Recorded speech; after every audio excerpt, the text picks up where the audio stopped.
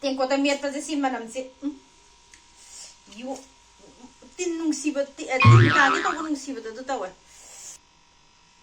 Hello ꯃꯌꯥꯝ ꯑꯩ ꯑꯃꯨꯛ ꯂꯥꯛꯑꯦ ꯆꯥꯛ ꯀꯩꯅꯣꯃ ꯇꯦꯕꯜ ꯑꯃ ꯊꯟꯒꯩ ꯄꯨꯖꯔꯒ ꯑꯗꯣ ꯃꯇꯝ ꯀꯨꯏꯔꯕꯒꯤ ꯃꯇꯨꯡꯗꯅꯤꯀꯣ ꯑꯩꯅ ꯃꯨꯛꯕꯥꯡ ꯇꯧꯒꯦꯅ ꯂꯥꯛꯏꯁꯦ ꯌꯥꯝ ꯁꯥꯊꯤꯅ ꯀꯨꯏꯈ꯭ꯔꯦꯀꯣ ꯊꯥ 2-3 ꯁꯨꯈ꯭ꯔꯦ ꯃꯨꯛꯕꯥꯡ ꯇꯧꯈꯤꯗꯕ ꯑꯗꯣ ꯃꯌꯥꯝ ꯚꯤꯗꯤꯑꯣꯁꯦ ꯑꯅꯧꯕ ꯑꯍꯥꯟꯕ ꯑꯩꯒꯤ ꯆꯦꯅꯦꯜꯁꯦ ꯊꯦꯡꯅꯕꯤꯕ ꯑꯣꯏꯇꯥꯔꯒꯗꯤꯀꯣ ꯁꯕꯁꯀ꯭ꯔꯥꯏꯕ ꯇꯧꯁꯟꯕꯤꯔꯝꯃꯣ ꯑꯗꯣ ꯀꯣꯃꯦꯟꯠꯁꯨ ꯊꯥꯗꯕꯤꯔꯝꯃꯣ ꯑꯗꯣ ꯉꯁꯤꯁꯦ ꯆꯤꯛꯀꯟꯁꯦ ꯅꯞ ꯅꯞ ꯂꯥꯎꯅ ꯉꯧꯔꯛꯑꯦ ꯑꯗꯨꯒ ꯑꯩ ꯀꯣꯕꯤꯁꯤꯃ ꯀꯣꯠꯂꯒꯦ ꯀꯣꯕꯤ ꯀꯣꯠꯄ ꯃꯇꯝ ꯍꯧꯖꯤꯛ ꯍꯥꯎꯕ ꯃꯇꯝ ꯑꯣꯏꯔꯕꯅꯤꯅ ꯀꯣꯕꯤ ꯊꯝꯆꯦꯠ ꯃꯥꯏ ꯂꯩꯔꯦ ꯑꯗꯩ ꯍꯪꯒꯥꯝ ꯃꯨꯂꯤꯗꯣ ꯂꯩꯔꯦ ꯁꯤꯗ ꯆꯝꯄ꯭ꯔꯥ ꯈꯔ ꯁꯨꯝꯖꯜꯂꯅꯤ ꯍꯪꯒꯥꯝ ꯃꯅꯥ ꯑꯃ ꯂꯩꯔꯦ ꯑꯗꯣ ꯁꯤꯒꯤ ꯎꯃꯣꯔꯣꯛꯁꯦ ꯃꯦꯜꯂꯛꯑꯒ ꯑꯩ ꯀꯣꯕꯤ ꯀꯀꯩꯁꯦ ꯀꯣꯠꯀꯦꯕꯀꯣ ꯑꯗꯣ ꯃꯌꯥꯝ ꯑꯩ ꯈꯨꯠ ꯁꯥ ꯁꯦꯡꯅ ꯍꯥꯝꯃꯒ ꯂꯥꯛꯑꯕꯅꯤ ꯆꯥꯊꯔꯒꯦ ꯃꯇꯝ ꯀꯨꯏꯅ ꯆꯥꯗ꯭ꯔꯕꯅꯤꯅ ꯇꯧꯔꯒ ꯔꯦꯗꯤꯗ ꯂꯥꯛꯑꯕꯅꯤ ꯁꯤ ꯆꯥꯊꯔꯗꯝ ꯑꯗꯣ ꯀꯩꯅꯣꯅꯦ ꯑꯩ ꯎꯃꯣꯔꯣꯛꯁꯤꯁꯨ ꯑꯩꯁꯦ ꯉꯥꯔꯤꯁꯦ ꯁꯤꯗ ꯉꯥꯜꯂꯒ ꯎꯃꯣꯔꯣꯛ ꯇꯪꯈꯥꯏ ꯑꯃꯁꯨ ꯌꯥꯎꯔꯦꯕꯀꯣ ꯑꯗꯨꯒ ꯇꯧꯔꯒ ꯁꯤꯒꯤ ꯆꯝꯄ꯭ꯔꯥꯁꯦ ꯁꯤꯒꯤ ꯍꯪꯒꯥꯝ ꯀꯩꯅꯣꯁꯦ ꯀꯔꯤꯕ ꯍꯪꯒꯥꯝ ꯃꯔꯨ ꯀꯥꯕꯤꯁꯦ hanggang marukabi heba natro au mane hanggang marukabi se se si sunjange ko se sabado horen hawno mayam sari yeng biuna hawbone sima tawrani tungar hapchalani ado aigi video se anauba thengna bibe isini na yaw taragadi nungsibiduna subscribe macha ma tawsanbiramo comment su tawsanbiramo morok se sidam tan nai ki ai se ko ꯇꯦꯡꯀꯣꯠꯇ ꯃꯦꯠꯄꯁꯦ ꯁꯤ ꯃꯅꯝꯁꯦ ꯇꯤꯟ ꯅꯨꯡꯁꯤꯕ ꯇꯤꯟ ꯇꯥꯒꯦ ꯇꯧꯕ ꯅꯨꯡꯁꯤꯕꯗꯣ ꯑꯗꯨ ꯇꯧꯋꯦ ꯆꯥꯅꯕ ꯃꯥꯡꯗ ꯄꯨꯊꯣꯛꯑꯕꯅꯤꯅ ꯆꯥꯅꯕ ꯇꯧꯅꯕ ꯇꯧꯒꯦꯅꯤ ꯍꯥ ꯑꯁ ꯀꯣꯠꯅꯕꯁꯦ ꯍꯥꯟꯅ ꯂꯧꯈꯠꯀꯦꯗ ꯎ ꯃꯣꯔꯣꯛꯀ ꯇꯧꯔꯒ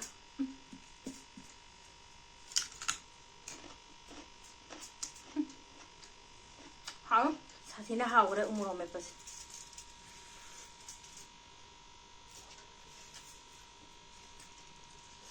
hậu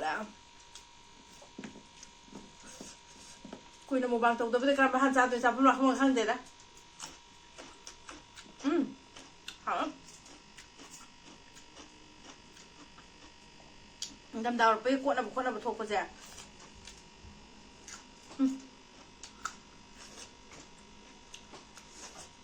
mà mấy thì mình là cuộn cái thầm mình cầu này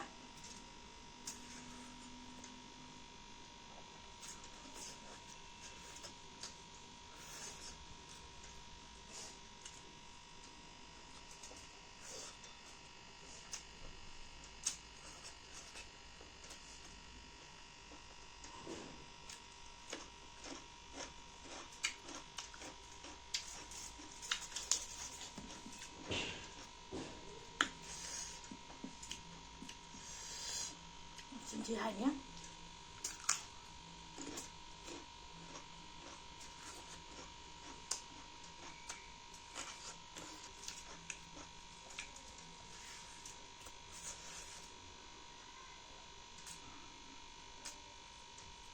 xin đi thật kìa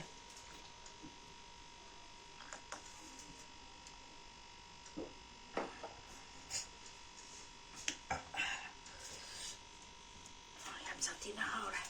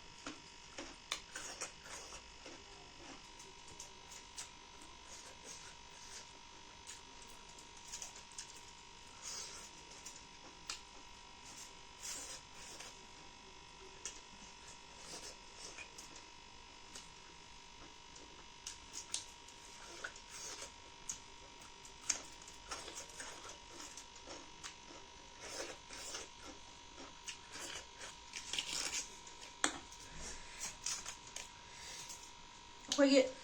YouTube ꯇꯧꯕ ꯏꯆꯤꯟ ꯏꯅꯥꯎ ꯃꯌꯥꯝꯅꯗꯤ ꯈꯪꯕꯤꯔꯒꯅꯤ ꯑꯩꯈꯣꯏꯅ ꯀꯨꯏꯅ ꯃꯨꯛꯕꯥꯡꯒ ꯁꯨꯝ ꯇꯧꯔꯨꯗ꯭ꯔꯒ ꯇꯧꯔꯛꯄꯁꯦ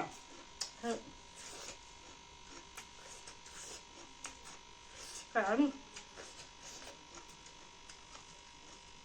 이건 원해 봐.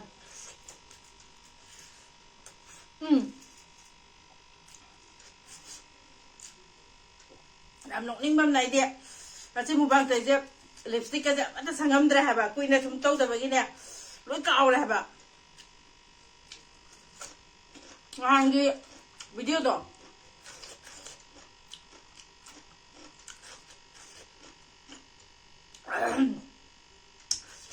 ꯐꯤꯒꯤ ꯚꯤꯗꯤꯑꯣꯗꯨꯗꯁꯨ ꯆꯟꯗꯣꯟ ꯊꯤꯟꯗꯕꯒꯤ ꯏꯆꯦ ꯃ ꯆꯟꯗꯣꯟ ꯊꯤꯟꯗꯗꯤ ꯀꯩꯗꯧꯋꯦ ꯁꯨꯝ ꯀꯣꯃꯦꯟꯁ ꯃꯌꯥꯝ ꯂꯥꯛꯑꯦ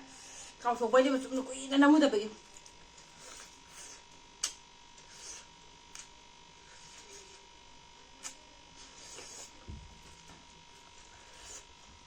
ꯑꯩ ꯊꯕꯛ ꯍꯜꯂꯛꯄꯒꯤ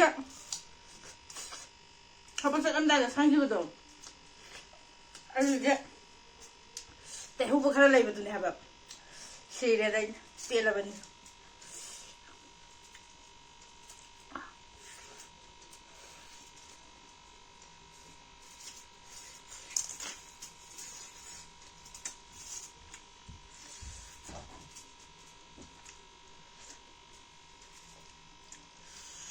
ꯍꯪꯒꯥꯝ ꯀꯣꯠꯄꯁꯦ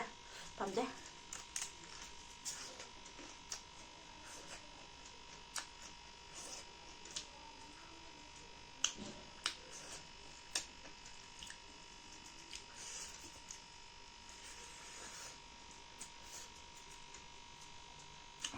hào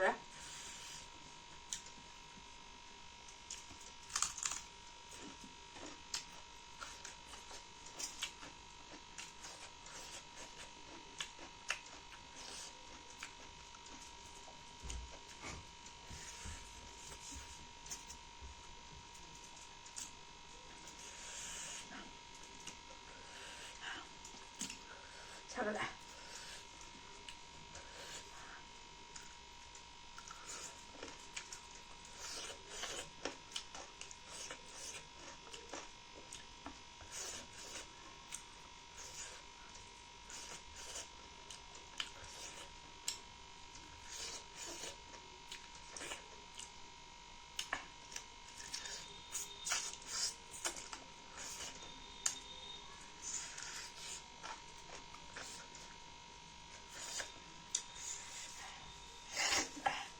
nào tụi nó mới chia ra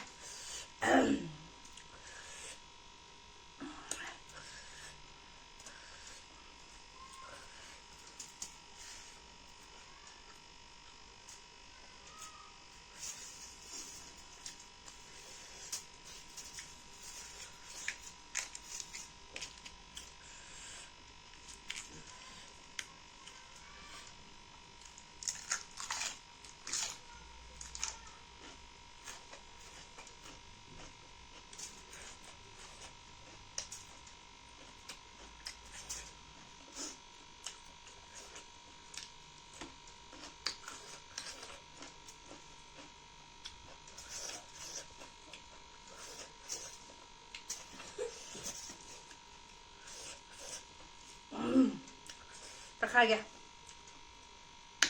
asukuin tawdang bangwa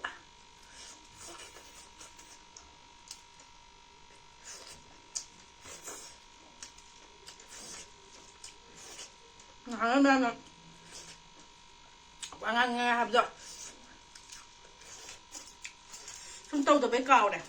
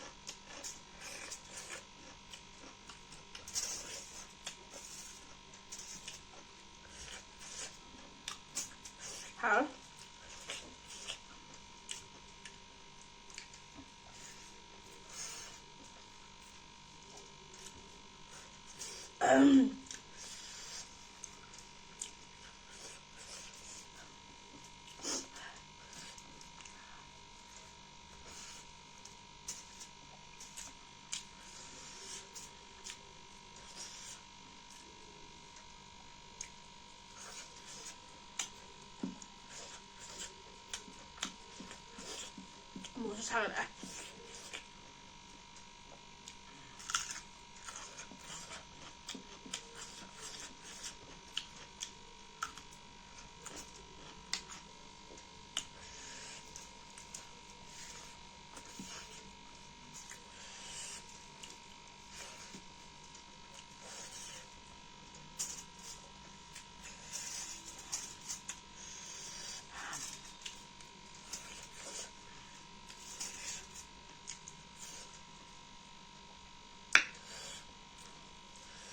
Thật nó hào đấy.